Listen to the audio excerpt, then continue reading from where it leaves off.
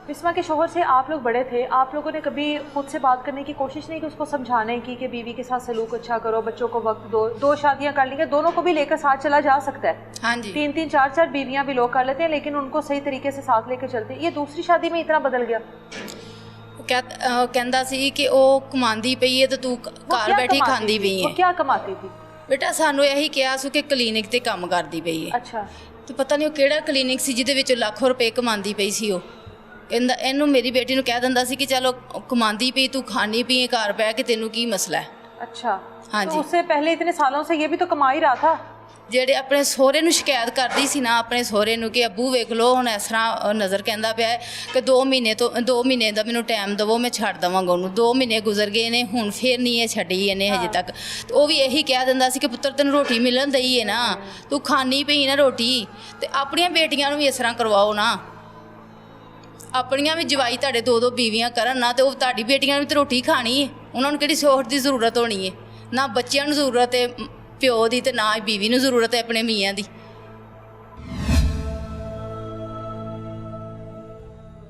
ਇਹ ਸਹੁਰਾ ਵੀ ਇਹ ਕਹਿ ਦਿੰਦਾ ਸੀ। ਨਾਨਾ ਨਾਲ ਗੱਲ ਕਰਦੀ ਸੀ ਉਹ ਵੀ ਇਹੀ ਕਹਿ ਦਿੰਦੀਆਂ ਸੀ ਕਿ ਚੱਲ ਤੂੰ ਆਪਣੇ ਘਰ ਗੁਜ਼ਾਰਾ ਕਰਨ ਦਈ ਹੈ, ਤੈਨੂੰ ਖਰਚਾ ਦਿੰਦਾ ਪਿਆ, ਤੂੰ ਗੁਜ਼ਾਰਾ ਕਰੀ ਜਾ। ਚਲੋ ਗੁਜ਼ਾਰਾ ਤਾਂ ਮੇਰੀ ਬੇਟੀ ਕਰਦੀ ਸੀ ਤੇ ਮਗਰ ਇਹ ਜ਼ੁਲਮ ਤੇ ਨਾ ਕਰਤਾ ਮੇਰੀ ਬੇਟੀ ਦੇ ਨਾਲ ਜਿਹੜਾ ਕੀਤਾ ਸੀ। वैसे ससुराल वालों का सलूक कैसा था बिस्मा के साथ? ਸਾਰੀਆਂ या खतीजा के साथ भी वैसा ही था? ਸਾਰੀਆਂ ਨੰਦਾ ਆਪਣੇ ਘਰ ਸੀ। ਜ਼ਾਹਰੀ ਗੱਲ ਹੈ ਪੁੱਤਰ ਪੈਸੇ ਨੂੰ ਸਲਾਮ ਜੇ। हाँ। ਉਹ ਪੈਸੇ ਆਂਦੀ ਸੀ, ਕਿਸੇ ਨੂੰ ਸੂਟ ਬਣਾ ਕੇ ਦੇ ਦੇ, ਕਿਸੇ ਨੂੰ ਖਰਚਾ ਦੇ ਦੇ। ਮੇਰੀ ਬੇਟੀ ਕੋ ਤਾਂ ਇੰਨੇ ਹੁੰਦੇ ਹੀ ਨਹੀਂ ਸੀ। वो अपने जोगी नहीं थी तो ਆਪਣੇ किसी ਜੋਗੀ का क्या ਕਿਸੇ ਨੂੰ ਕੀ करती? ਦਿੰਦੀ ਉਹ। ਤੇ ਫਿਰ ਉਹੋ ਜਿਹੀ ਉਹਨੇ ਚੰਗੀ ਲੱਗਣਾ ਸੀ।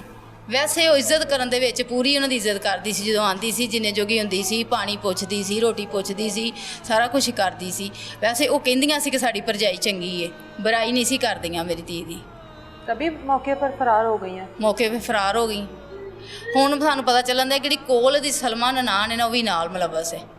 ਯਾਨੀ ਕਿ ਜਦੋਂ ਫੌਤ ਹੋ ਗਈ ਹੈ ਨਾ ਉਹਨੂੰ ਬੁਲਾਇਆ ਆਪਣੀ ਭੈਣ ਨੂੰ, ਬਿਲਕੁਲ ਦੀ ਬੈਕ ਸਾਈਡ ਤੇ ਰਹਿੰਦੀ ਹੈ। अच्छा ਉਹਨੂੰ ਬੁਲਾਇਆ ਹੈ, ਉਹਨੇ ਫਿਰ ਨਾ ਉਹਦੇ ਵਾਲ ਵੂਲ ਵਾਸ਼ ਕੀਤੇ ਨੇ, ਉਹਦਾ ਖੂਨ ਵਿੱਚੋਂ ਕੱਢਿਆ ਵੇ ਵਾਲਾਂ ਚੋਂ, ਫਿਰ ਉਹਨੂੰ ताकि ਸੁਕਾਇਆ अस्पताल लेकर जाना किसी को शक ना हो। ਸ਼ੱਕ ਨਾ ਹੋ। ਉਹ ਆਈ ਹੈ ਇੱਥੇ।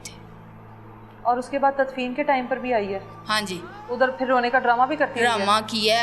ਅਸੀਂ ਜਦੋਂ ਬੱਚੀ ਆਪਣੀ ਨੂੰ ਲੈ ਆਂਦਾ 4 ਪੈਸੇ ਸਾਨੂੰ ਚੁੱਕਣ ਨਹੀਂ ਸੀ ਦੇ ਰਹੇ। क्यों?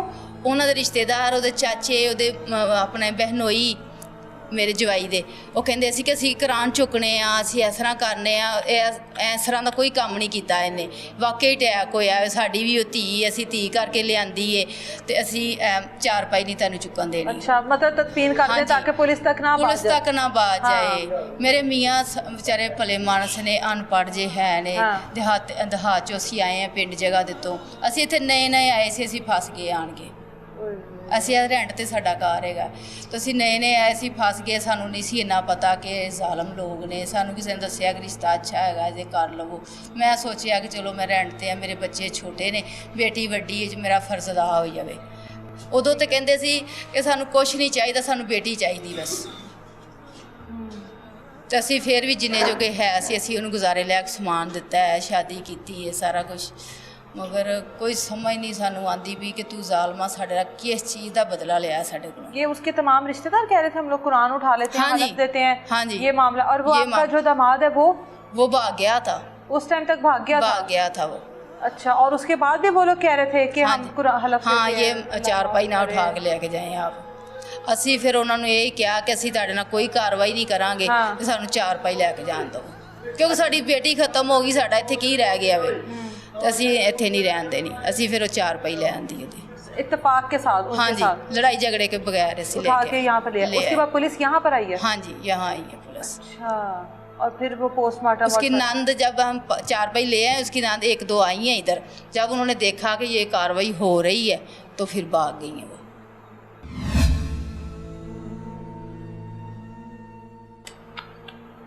आप लोगों को चाहिए था कि उनमें से किसी न किसी को पकड़ लेते।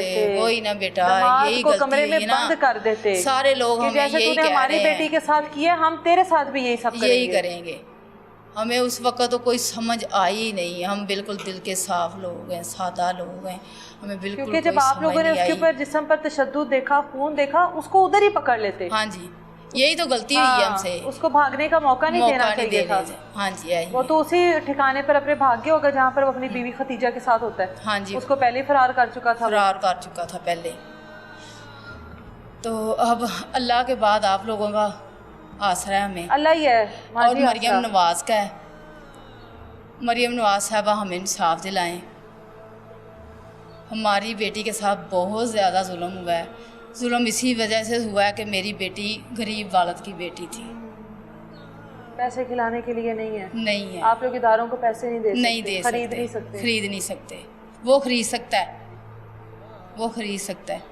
उसकी बिस्मिल्लाह स्कीम में अपनी ज़ाती जगह है। अच्छा, वो खरीद सकता है।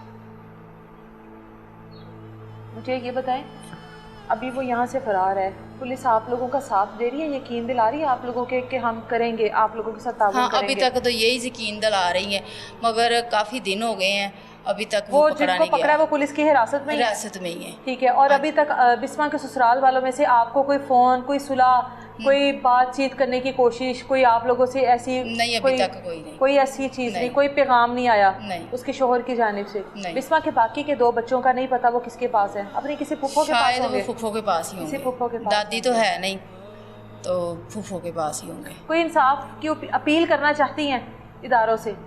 हाँ जी, करें, कोई रिक्वेस्ट करें, कोई अपील करें कि हम लोगों को इंसाफ दो। मैं मरियम नवाज साहबा को यही कहना चाहती हूँ कि इसको कड़ी से कड़ी सज़ा दी जाए, ताकि आगे जो बेटियाँ ना वो महफूज हो जाएं। मेरी बेटी के साथ जैसे हुआ है वैसे किसी बेटी के साथ ना हो, क्योंकि सबकी बेटियाँ ऐसे ही प्यारी होती है जैसे मेरी बेटी मुझे प्यारी थी। तो खुदा का वास्ता मुझे इंसाफ दिलाएं, मेरे साथ तामुन करें। मैं मजबूर हूँ, मैं पैसे नहीं लगा सकती, मैं पीछे नहीं जा सकती, मैं मजबूर हूँ, मैं गरीब हूँ। गरीबी की वजह से उसने इतना कदम उठाया कि ये लोग मेरा क्या बिगाड़ लेंगे, ये सोच के उसने इतना कदम उठाया ना। इसलिए तो मैं कह रही हूँ कि आप खुदाया मेरे साथ ताउन करें और मुझे इंसाफ दिलाएं। बिल्कुल जी, जिनकी बेटियां जो हैं वो जब इस दुनिया से जाती हैं और ससुराल वालों के इस तरह के रवैये की वजह से जाती हैं, फिर जो माँ बाप होते हैं ना वो सारी ज़िंदगी इसी आस पर बैठे रहते हैं कि हमें इंसाफ मिले। कहीं इंसाफ मिल जाता है, कहीं साल लग जाते हैं, मुद्दतें गुजर जाती हैं, थक हार के बैठ जाते हैं कि चलें अल्लाह की अदालत में इंसाफ मिलेगा। उम्मीद करते हैं कि बिस्मा को, जो कि 4 बच्चों की माँ है, जिसके 4 बच्चे अपनी माँ से महरूम हुए, माँ की ममता से महरूम हुए, उसको इंसाफ इसी जहान में मिलेगा। मिलेंगे दोबारा किसी नई तलाश के साथ। इजाज़त दें मुझे। अल्लाह।